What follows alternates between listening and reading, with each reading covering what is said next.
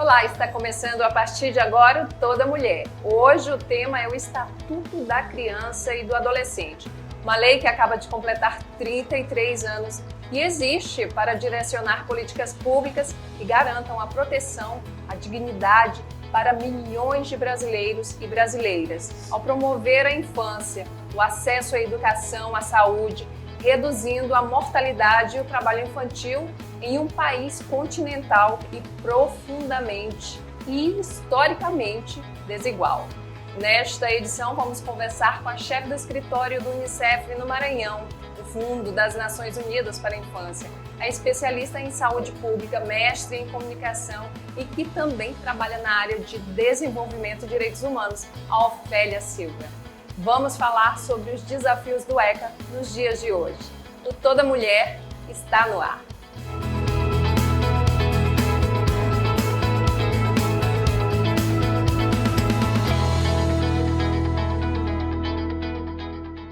O Estatuto da Criança e do Adolescente completou 33 anos e várias entidades se uniram na realização de um seminário para comemorar o aniversário do ECA e debater políticas públicas de proteção às crianças e adolescentes em condomínios. Antes de começar nossa conversa com a Ofélia, vamos saber como foi esse debate. A matéria é do jornalista Ismael Gama. O seminário em comemoração aos 33 anos de aniversário do Estatuto da Criança e do Adolescente reuniu a sociedade civil, entidades públicas e privadas e o Ministério Público.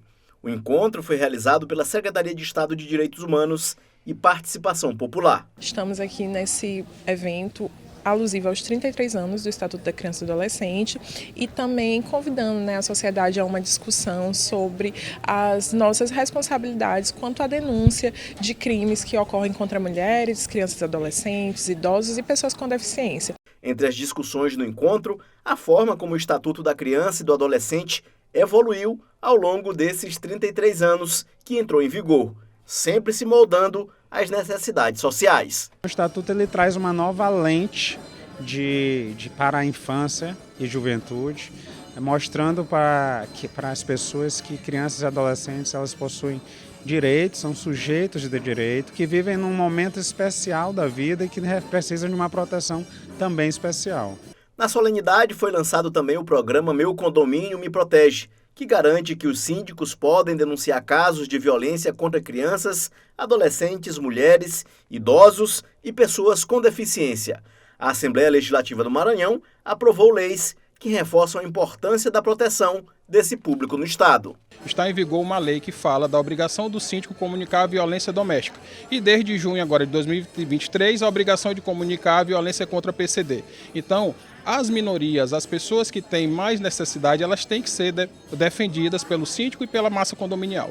Para a presidente da Associação dos Síndicos do Maranhão, Ingrid Soares, a parceria para combater a violência doméstica é a obrigação de todos que fazem parte do condomínio. Colaboradores e moradores são importantes nesse combate à violência. A gente trabalha nessa conscientização, junto aos moradores, para que eles realmente, se tiver algum tipo de violência, seja contra a mulher, contra a criança, idoso, deficiente, a gente pede para que eles informem, geralmente o condomínio, para que nós possamos também tomar a providência. Então, Ofélia, seja muito bem-vinda ao Toda Mulher. No programa de hoje a gente viu há pouco uma matéria que falou sobre esse seminário de comemoração dos 33 anos do ECA e foi um evento onde reuniu várias entidades, Ministério Público do Maranhão também, e onde foi apresentada uma lei de proteção que obriga os condomínios a denunciarem, por exemplo, qualquer tipo de violência contra criança, inclusive idosos, pessoas.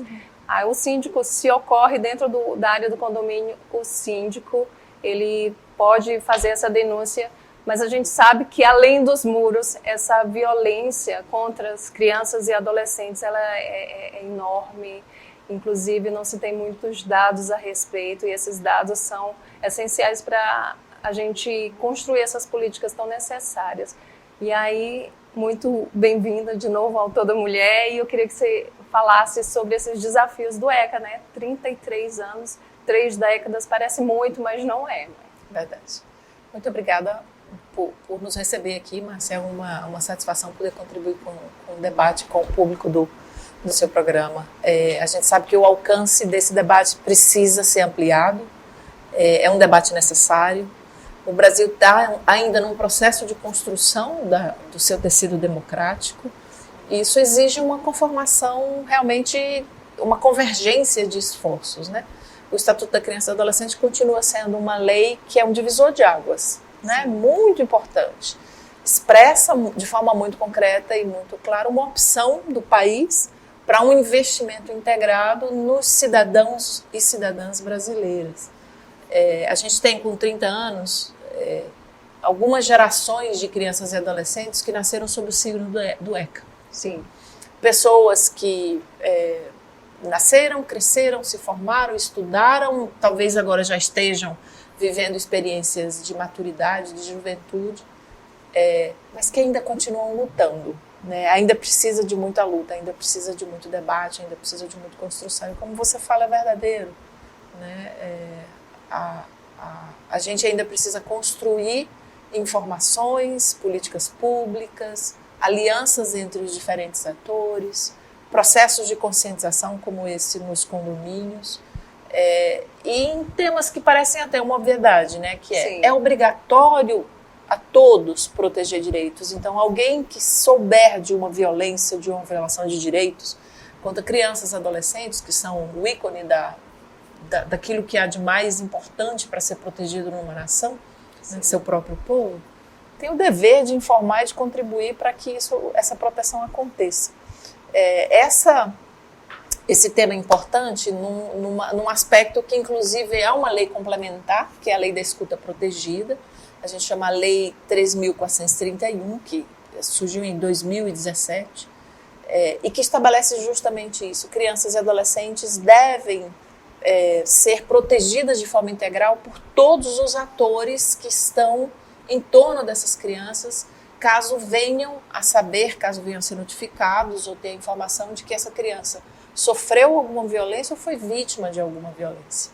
Existe a cultura de você não se envolver quando o problema é com o outro, e isso ocorre no que diz respeito à violência contra a mulher, a violência contra o idoso, a violência em suas mais variadas formas contra as crianças. A gente sabe que as crianças são vítimas, às vezes a maioria dessas violências ocorrem inclusive dentro de casa, né? Então são números estarrecedores. E no que diz respeito ao ECA, quando você fala de divisor de água, tem um filme que ele mostra muito bem o que era a vida da criança e do adolescente antes do ECA, né?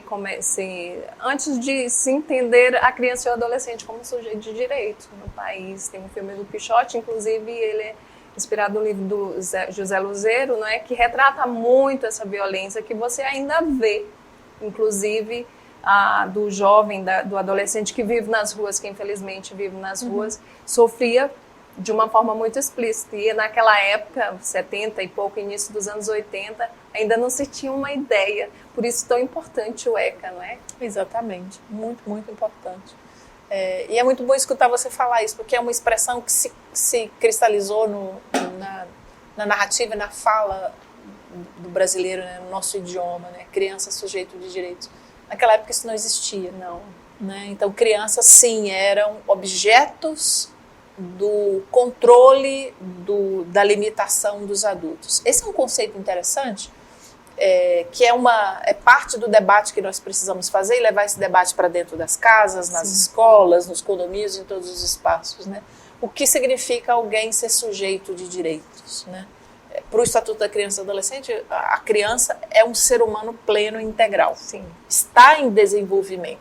Então, ela não é um livro em branco sobre o qual pais, mães, professores, enfim, os adultos escrevem. Isso é uma expressão hoje. A ciência sabe muito bem disso. Quem estuda saúde mental, quem se especializa no cuidado, no desenvolvimento, sabe disso com bastante clareza, né? E é um conhecimento global. Os seres humanos não nascem uma página em branco. Nós somos inseridos dentro de processos de aprendizagem desde que nascemos na barriga desde que, enfim, surgimos como um ser social dentro da barriga das mães, dentro de uma cultura familiar, numa comunidade. isso já determina uma série de fatores em relação àquilo que nós somos, seremos, poderemos romper, escolher ou não. Tudo isso é muito determinado socialmente, influencia bastante. Né? Então, ao chegar nesse mundo como sujeito de direitos, reconhecido como sujeito de direitos, o que o Estatuto fez foi estabelecer para a sociedade brasileira o direito a meninos e meninas de construir sua vida com o nosso apoio. Né? E é super importante isso, porque basta lembrar da nossa própria infância. O quanto, e há sempre alguém muito importante, o quanto foi importante uma pessoa ou duas pessoas em algum lugar do nosso desenvolvimento que foi chave como uma pessoa que deu aquele apoio central para que a gente despertasse para coisas importantes, entendesse coisas importantes, fizesse escolhas importantes. E Márcio, essa pessoa ou esse conjunto de pessoas foram importantes porque acolheram, porque tinham uma relação fortalecida no afeto, tinham uma relação de apoio e de suporte para aquela criança e adolescente que todos nós fomos.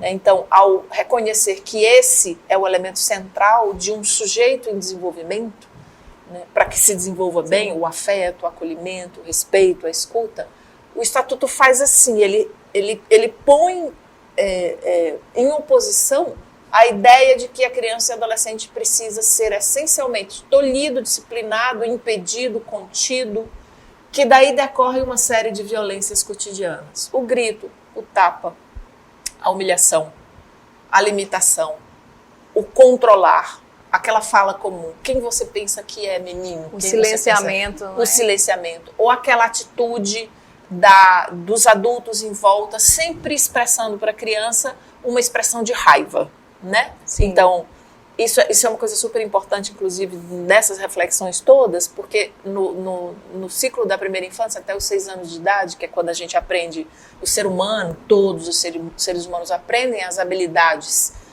de entrada nesse mundo, familiarizar as crianças com expressões de violência, por exemplo, sempre escutar seu nome associado a um grito ou a um tapa, te ensinam, te treinam para perceber que tua identidade merece esse tratamento. E você pensa como isso, que a gente, como adultos, né, como é perverso. Uma criança pequenininha crescer sendo sacudido, escuta o nome, é um tapa, escuta o nome entre os dentes dos adultos com raiva, não é acolhido, não é acarinhado, não recebe amor. Existem milhões e milhões de crianças que ainda passam por essa situação. O Estatuto interrompeu isso e nos ensina, não é assim que se desenvolvem bem cidadãos e cidadãs de uma nação. Precisa ser diferente. Exato, mas aí, como eu falei também, né, a gente percebe, a gente entende o Brasil como um país profundamente desigual. Exato. E o Estatuto da Criança e do Adolescente, ele realmente é algo que é exemplar, né, no que diz respeito ao cuidado, do aconselhamento, mas quando a lei ela não chega, né, em toda a comunidade de uma forma igual, como é que você consegue informar, por exemplo, uma família que hoje está preocupada no comer, na coisa básica de se alimentar, não é? Como é lidar? Isso seria um dos grandes desafios do ECA hoje. Você tem uma família, tem 5 filhos, o pai está desempregado, a mãe já vem de uma família que também não foi muito bem estruturada e vice-versa, não só a mãe, mas o pai também. Como lidar com isso sem o risco de tornar aquela criança, quando ela não dá certo na sociedade por falta de oportunidade, e aí ela é julgada já como se fosse alguém que merecesse logo a punição de cara. Como é que lidar? Que não tivesse valor, né? Que não tivesse valor. Isso é um desafio. Isso é um desafio muito grande. Porque o Estatuto da Criança e do Adolescente, ele não existe como lei para judicializar a pobreza. É super importante compreender isso. Não se trata de que o Estatuto impede que outras leis sejam aplicadas para proteger crianças e adolescentes. É um conjunto normativo integrado. Então, nesse exemplo que você dá, existem sim uma quantidade muito grande de famílias que ainda experimentam, isso se agravou na pandemia, a situação de pobreza extrema.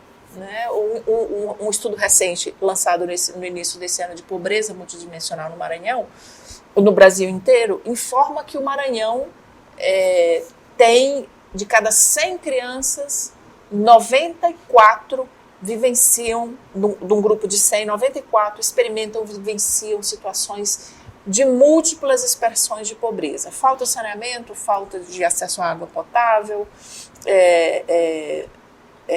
exclusão educacional, exclusão digital, que é um impacto muito concreto em perspectivas de profissionalização futura, violência, esse conceito de pobreza multidimensional do Unicef.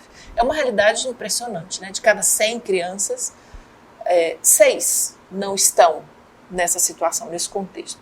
A gente olha para o Estatuto e pensa, o que é que a gente vai fazer? O que é que a gente pode fazer? E aí existem, e as determinações, né? Existem abordagens necessárias que precisam ser feitas pelo conjunto das políticas públicas, pelo conjunto dos atores, para assegurar que essa criança, no seu ambiente familiar e comunitário, tenham condições de enfrentar essa realidade com o apoio de toda a sociedade. A gente está falando de escolas públicas que devem ter qualidade e serem inclusivas, sim. A gente está falando de os programas de assistência social, que no limite do necessário devem ajudar essa família e devem estar acessíveis com renda para essas famílias, para o apoio que essas famílias precisam. A gente está falando de, no ciclo de desenvolvimento dessas crianças e adolescentes, que possam ter acesso aos recursos para empreender, para encontrar trabalho, para gerar renda, junto com suas famílias, inclusive sem exploração de trabalho infantil. Não se trata de que a criança tem que trabalhar porque é pobre para ajudar a sustentar a família. Esse inclusive é uma conquista brasileira de 30 anos de trabalho do ECA. Esse conceito está superado. A sociedade brasileira já sabe que criança não deve ser a responsável por sustentar a sua família. Apesar de nos últimos anos tentarem inverter essa situação. Isso, mas a gente não abre mão dessa vitória. De fato. Né? É uma conquista a cada novo ataque aos direitos de crianças e adolescentes que nós temos que fazer, de relembrar as conquistas que o Brasil já tem, como esse. Então, nesse tema específico da pobreza, assim como o conceito da pobreza multidimensional precisa ser esclarecido para compreender que ela tem diferentes dimensões, as políticas públicas precisam ser desenvolvidas justamente para enfrentar as diferentes dimensões dessa pobreza. A gente sabe hoje em dia, por exemplo, que a pobreza não é só econômica, não se trata só de colocar dinheiro na mão de X números de pessoas. É preciso a oportunidade, é preciso o desenvolvimento.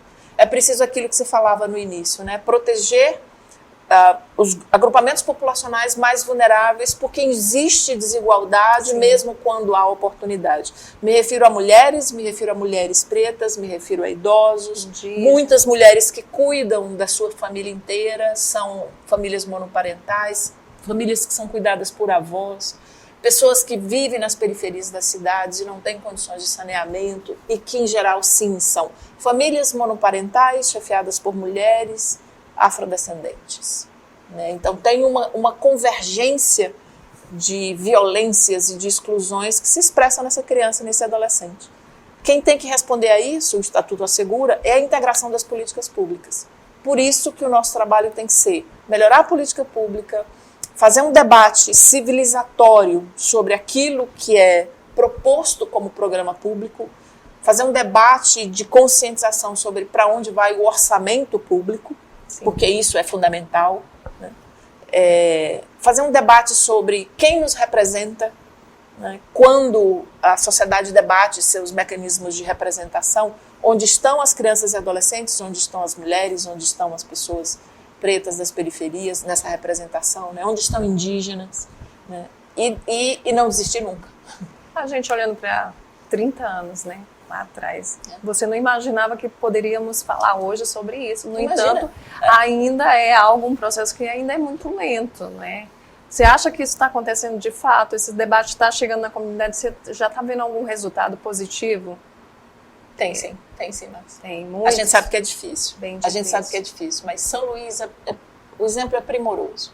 Tem um grupo de meninas na periferia, em São Luís, na macro-região da cidade operária, que ao conhecê-las e ao interagir com elas, são meninas, e alguns meninos também passaram a integrar o grupo também, meninas pretas da periferia. elas são líderes. Essas meninas falam, quando elas falam, elas são empoderadas, elas conseguem ter uma clareza dos direitos, elas lutam por assegurar mais direito para suas comunidades, elas têm orgulho de quem são, né? E é uma conquista de todo dia.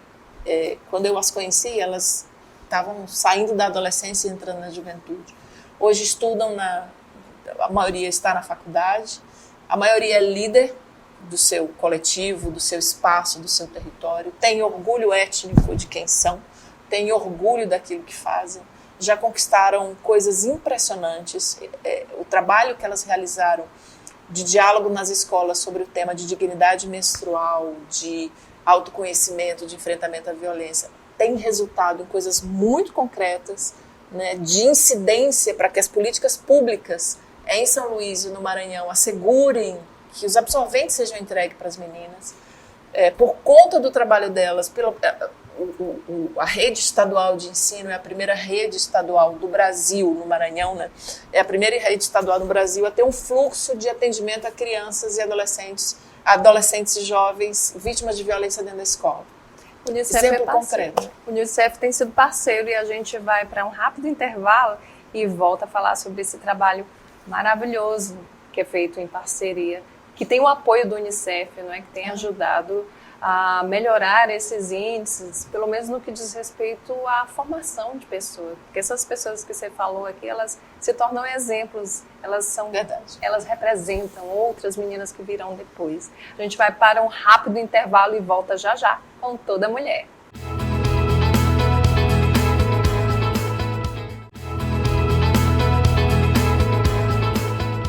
Estamos de volta pela TV Assembleia e redes sociais com Toda Mulher. E nesse programa eu converso com a chefe do escritório do Unicef no Maranhão. Ofélia, a gente estava falando sobre o papel das mulheres, não é? Nessa promoção também, porque a educação também acontece em casa. E apesar de desafiadora, já que a gente está falando de uma população que não tem acesso a saneamento básico, não tem acesso à saúde pública, é algo que é um desafio muito grande para hoje em dia, todas as classes têm enfrentado esse tipo de problema, mas a gente tem esse grupo que realmente está mais vulnerável.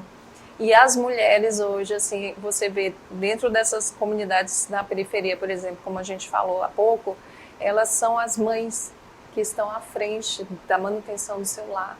E às vezes elas são muito cobradas quando algo não dá certo em casa, porque tem o machismo, tem o sexismo, tem o racismo, tem uma série de questões bastante complexas. O Unicef aqui no Maranhão trabalha de que forma? Tem apoiado instituições que ajudam, de certa forma, essas mulheres a encontrar esse caminho? Nós temos, no programa do Unicef no Brasil, duas linhas prioritárias de enfrentamento ao que a gente chama de violência contra crianças e adolescentes. Uma é o enfrentamento, a luta contra a prevenção, enfim, da violência racial, e a outra é a violência de gênero, a violência contra mulheres. Então, é uma prioridade para o Unicef. O Unicef, a nível global, sabe e reconhece, é parte da sua prioridade global, o fortalecimento da capacidade de meninas de se posicionarem no mundo, de serem reconhecidas como líderes, de fazerem a diferença. E isso não é só, Márcia, não é só um jogo de palavras. Sim.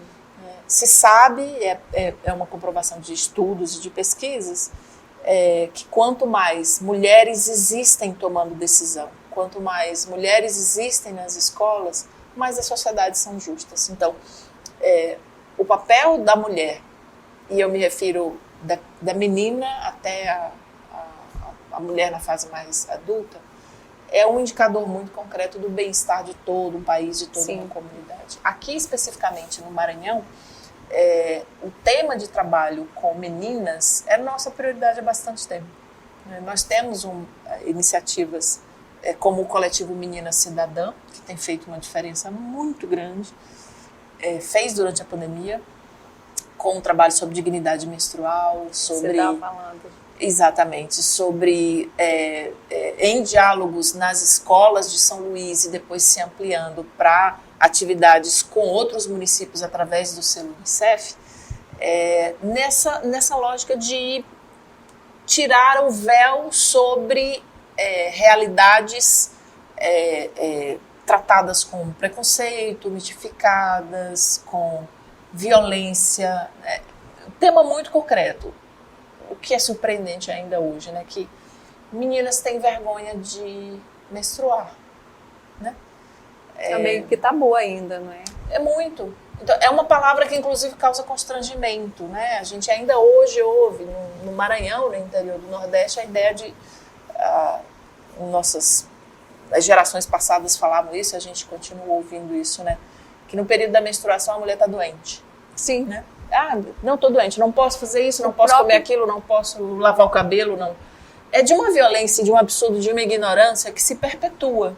Exato, o próprio debate sobre a questão da distribuição, né, do absorvente, dos absorventes foi uma coisa que gerou uma polêmica, assim, como se fosse algo inadmissível, que ia gerar custo. E aí você traz esse debate, você percebe, gente, peraí, olha porque você não vive aquele sofrimento, mas não para pensar que outras vivem. Então, assim, você traz o debate, aí você puxa para a realidade e percebe quantas e quantas meninas devem sofrer com a falta de um absorvente, ou então a oportunidade até de falar sobre isso. Exato, o tema foi tratado de forma ridícula, como se fosse uma coisa sobre a qual se ri. Exato. Mas, na verdade, é estatístico. Existem milhões de meninas que deixam de ir à escola porque não tem absorvente. E as meninas nas escolas públicas não têm água para lavar a mão, não tem como fazer higiene, não tem sabão adequado, né? Não tem condições de acessar essa realidade. E muitas famílias têm que fazer escolha entre comprar um absorvente ou a comida. Que é caro, inclusive. É caríssimo. Inclusive, até por conta o próprio imposto sobre os produtos que são para as mulheres, ele é mais alto. Então, se a gente para pensar, quando a gente começa a debater esse tema, e foi um dos debates que o Unicef fez com as meninas do Coletivo Cidadã, e que vira uma chave. Imediatamente você para pensar, vira uma chave. Quem lembra do debate sobre acesso à camisinha, ao preservativo masculino, há muito tempo. Nós passamos por esse limiar. A gente já venceu a barreira e já reconhece que é direito de todo cidadão ter acesso a preservativo publicamente nas unidades de saúde sempre que quiser. E está lá. Quem quiser pode entrar no posto de saúde, pegar um preservativo e sair. Não tem que prestar contas para ninguém, não tem que falar para ninguém. E se for perguntado, pode se queixar, porque não deve ser assim, isso não deve ser controlado. A gente sabe que isso ajuda a saúde pública no mundo inteiro. Quando a gente passa a falar sobre um objeto de bem-estar, né, de necessidade de saúde, para as meninas, a gente ainda enfrenta essa realidade do preconceito, do riso, não pode falar que é menstruação, quando a menina vai pegar o absorvente da bolsa, ela tem que esconder, todo mundo ri, não pode ganhar um absorvente em público, não pode entrar numa sala na escola, pegar o absorvente e ir no banheiro porque ficou menstruada. A escola não pode falar sobre educação sexual porque... É uma situação, esse paradoxo que é justamente o que a gente está falando, né? Então, o mundo das conquistas precisa incluir meninas. A entrega dos preservativos é uma conquista civilizatória humana, mas é o preservativo masculino, né?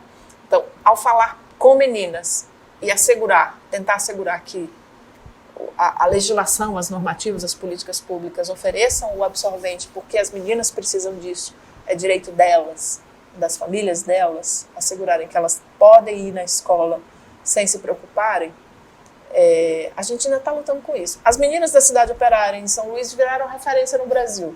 Que legal. Esse tema. É uma experiência muito bonita. E falam com coragem sobre esse tema. Falam diante de autoridades sobre esse tema. Né? E a gente deve cada vez mais transformar temas como esse num debate de política pública. Como a gente falava agora há pouco, a política integrada. Exato, a gente fala-se muito hoje sobre a violência doméstica contra a mulher e fato, é necessário e é algo que é muito comum na sociedade, apesar de você conscientizar e existir leis agora que são mais rígidas, se fala muito sobre isso, mas há tantos tipos de violência. Por exemplo, a criança em casa, a menina em casa, ela é vítima de um estupro dentro de casa, não sei quantos a cada 10 minutos, quantas crianças, quantas meninas são vítimas, não é? Então, assim, tem uma série de violências que às vezes você acha que não vamos falar sobre isso, é bobagem, no caso do absorvente, né, da saúde menstrual. E entre outros, cabelo, você autoestima da menina. Exatamente. Não é? A cobrança nas redes sociais de um perfil específico, do de padrão, identidade, não é? do padrão. Isso recai sobre meninas de uma forma muito mais pesada. Isso é bem e aí verdade. você só consegue vencer isso com muito debate, não é? Com campanhas de conscientização. Você acredita que a gente está caminhando realmente para isso? O Brasil está começando a alavancar mesmo. Quando eu paro para pensar, por exemplo, nas conquistas das mulheres, são muitos e muitos anos de muita luta, e a gente vê que parece que agora, por exemplo, nós temos a primeira mulher presidente da Assembleia em 180 anos, nós temos a primeira maior bancada feminina quantitativamente, então assim, é um número ainda que parece muito pequeno, até insignificante, mas faz a diferença ter esse debate para as meninas e meninos também, porque acaba que a mulher que ela acaba ainda, né, cuidando do menino lá na frente, ela que vai também, por ser mãe, educar um menino que não é machista, que não é violento contra as mulheres. Super importante trazer meninos e meninas para esse debate. Cada conquista, cada mulher consciente que assume um posto de tomada de decisão e de poder é uma vitória de um coletivo, né? Exato. Vem muitas junto com ela. Esse é o nosso esforço. A gente não está nem perto de chegar no ponto de chegada de conquistas de direitos solidificados. Direitos são uma luta de conquistas e reconquistas permanentemente. Tem que ficar atento o tempo todo. O tempo todo. Para ninguém tentar retirar esse direito. A gente costuma dizer que o Estado é responsável por isso, por aquilo. O Estado que tem que fazer, mas a sociedade hoje tem plena capacidade de poder também contribuir. O Unicef recebe também esse apoio de como ajudar esses projetos, por exemplo. Se alguém quiser dar um apoio a mais para as meninas lá da Cidade Operária ou outros projetos que o Unicef apoia aqui, como fazer?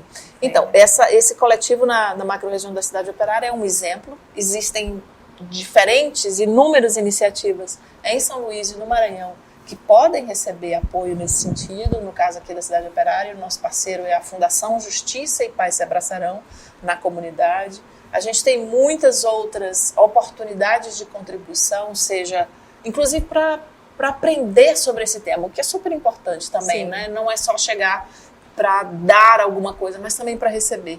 E esse trabalho da aprendizagem civilizatória, né, cidadã, é um dos aportes mais valiosos das crianças e adolescentes dessa geração agora, que sabem muito mais que a gente. Sabem utilizar as redes, apesar de que ainda há redes sociais. A gente não há que ser ingênuo nisso, há que apoiá-los, mas meninos e meninas são poderosos, quando apoiados, são fortalecidos e se apoiam mutuamente e têm condições de se ajudar a enfrentar os desafios que é da realidade deles, que é diferente da minha geração, da sua geração, da geração da minha mãe, da minha avó, que tiveram suas lutas. Hoje em dia as lutas de meninos e meninas são novas, são lutas do mundo digital, da empregabilidade criativa, de sonhos que podem ser sonhos globais, né, que são sonhos referenciados num território, mas conectados com outras dinâmicas do mundo inteiro. São muito mais criativos do que a gente. Então, ao olhar com um olhar positivo, né, a partir de um ponto de vista positivo, para a geração de meninos e meninas, nos dá esperança. O sonho que se sonha junto, né? O sonho que se sonha junto, ele vira uma realidade. Eu queria te agradecer, né, pela presença aqui no Toda Mulher, por trazer esse debate aqui, esse bate-papo, que é super importante. As mulheres, as meninas, os meninos precisam conhecer cada vez mais. Muito bom. Né? Saber o que está acontecendo no nosso país e, de repente, até se engajar numa luta, né? Para tentar mudar a realidade até sua e de outras pessoas também. Obrigada, Ofélia. Muito obrigada pela oportunidade, foi um prazer. Muito obrigada, Ofélia, pela sua presença. O Toda Mulher, então, fica por aqui. Acompanhe a reprise do programa de hoje em nossa programação e também pelas redes sociais da TV Assembleia. Obrigada e até o próximo.